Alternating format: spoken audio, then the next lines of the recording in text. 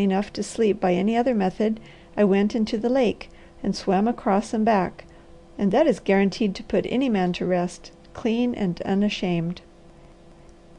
6 years, said the Girl softly, as she steadied him. "I think it has set a mark on you. I believe I can trace it. Your forehead, brow, and eyes bear the lines and the appearance of all experience, all comprehension, but your lips are those of a very young lad.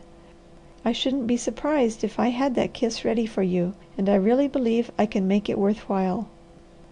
"Oh good Lord!" cried the Harvester, turning a backward somersault over the railing and starting in big bounds up the drive toward the stable. He passed around it and into the woods at a rush, and a few seconds later from somewhere on the top of the hill his strong, deep voice swept down. "Glory, glory, hallelujah!" He sang it through at the top of his lungs, that majestic old hymn, but there was no music at all. It was simply a roar. By and by he came soberly to the barn and paused to stroke Betsy's nose.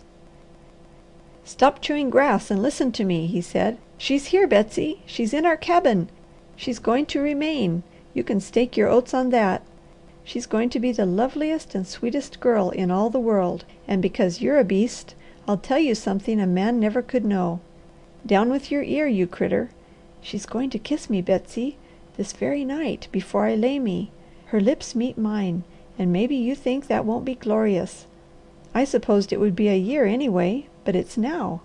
Ain't you glad you are an animal, Betsy, and can keep secrets for a fool man that can't?" He walked down the driveway, and before the Girl had a chance to speak, he said, "I wonder if I had not better carry those things into your room and arrange your bed for you."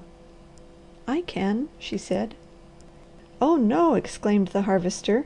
"You can't lift the mattress and heavy covers. Hold the door and tell me how." He laid a big bundle on the floor, opened it, and took out the shoes. "Your shoe box is in the closet there." "I didn't know what that door was, so I didn't open it." "That is part of my arrangements for you," said the Harvester. "Here is a closet with shelves for your covers and other things. They are bare because I didn't know just what should be put on them. This is the shoe box here in the corner. I'll put these in it now." He knelt and in a row set the shoes in the curly maple box and closed it. "There you are for all kinds of places and varieties of weather. This adjoining is your bathroom. I put in towels, soaps, brushes, and everything I could think of, and there is hot water ready for you, rain water too."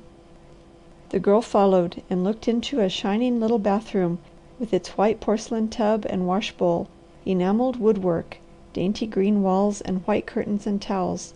She could see no accessory she knew of that was missing, and there were many things to which she never had been accustomed. The Harvester had gone back to the sunshine room and was kneeling on the floor beside the bundle. He began opening boxes and handing her dresses. "There are skirt, coat, and waist hangers on the hooks," he said. "I only got a few things to start on because I didn't know what you would like.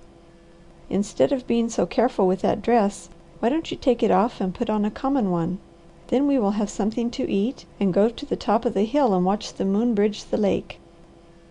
While she hung the dresses and selected the one to wear, he placed the mattress, spread the padding and sheets, and encased the pillow.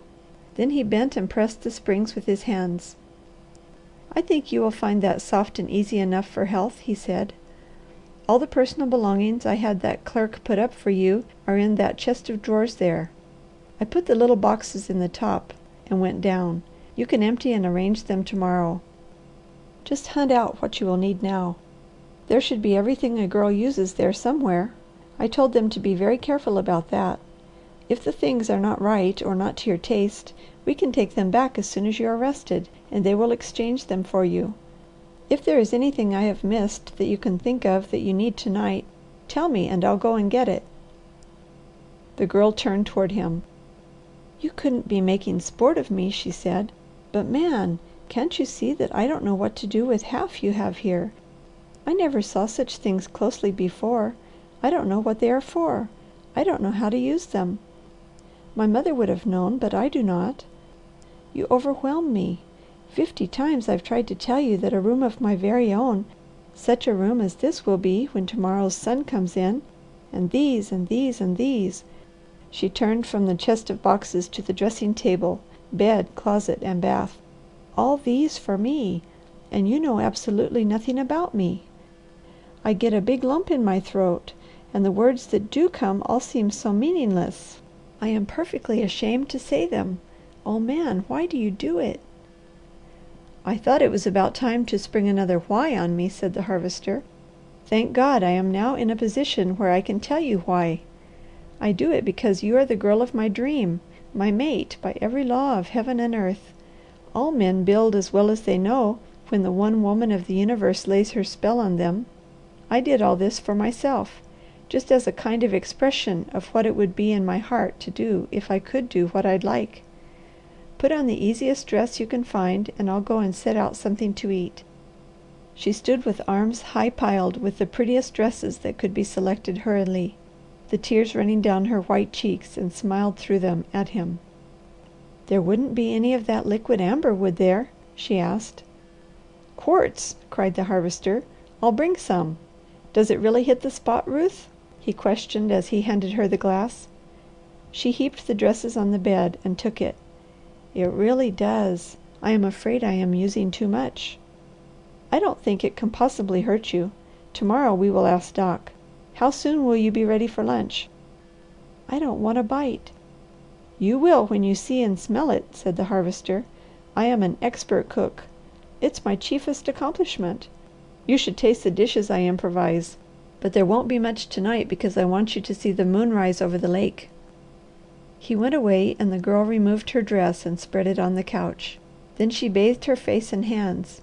When she saw the discoloured cloth, it proved that she had been painted and made her very indignant. Yet she could not be altogether angry, for that flush of colour had saved the Harvester from being pitied by his friend. She stood a long time before the mirror, staring at her gaunt, colourless face. Then she went to the dressing table and committed a crime. She found a box of cream and rubbed it on for a foundation. Then she opened some pink powder and carefully dusted her cheeks. "I am utterly ashamed," she said to the image in the mirror, "but he has done so much for me. He is I don't know a word big enough, that I can't bear him to see how ghastly I am, how little worth it. Perhaps the food, better air, and outdoor exercise will give me strength and colour soon. Until it does, I'm afraid I'm going to help out all I can with this. It is wonderful how it changes one. I really appear like a girl instead of a bony old woman." Then she looked over the dresses, selected a pretty white princess, slipped it on, and went to the kitchen. But the Harvester would not have her there. He seated her at the dining table beside the window overlooking the lake, lighted a pair of his homemade candles in his finest sticks, and placed before her bread, butter, cold meat, milk, and fruit, and together they ate their first meal in their home. "If I had known," said the Harvester. "Granny Moreland is a famous cook. She is a Southern woman, and she can fry chicken and make some especial dishes to surpass any one I ever knew. She would have been so pleased to come over and get us an all right supper." "I'd much rather have this and be by ourselves," said the Girl. "Well you can bank on it, I would," agreed the Harvester. "For instance, if any one were here, I might feel restrained about telling you that you are exactly the beautiful, flushed Dream Girl I have adored for months, and your dress most becoming.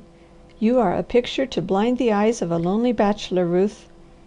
"Oh why did you say that?" wailed the Girl. "Now I've got to feel like a sneak or tell you, and I didn't want you to know." "Don't you ever tell me or any one else anything you don't want to," said the Harvester roundly. "It's nobody's business." "But I must. I can't begin with deception. I was fool enough to think you wouldn't notice. Man, they painted me. I didn't know they were doing it, but when it all washed off I looked so ghastly I almost frightened myself. I hunted through the boxes they put up for you and found some pink powder." "But don't all the daintiest women powder these days, and consider it indispensable?" "The clerk said so, and I've noticed it mentioned in the papers. I bought it for you to use." "Yes, just powder.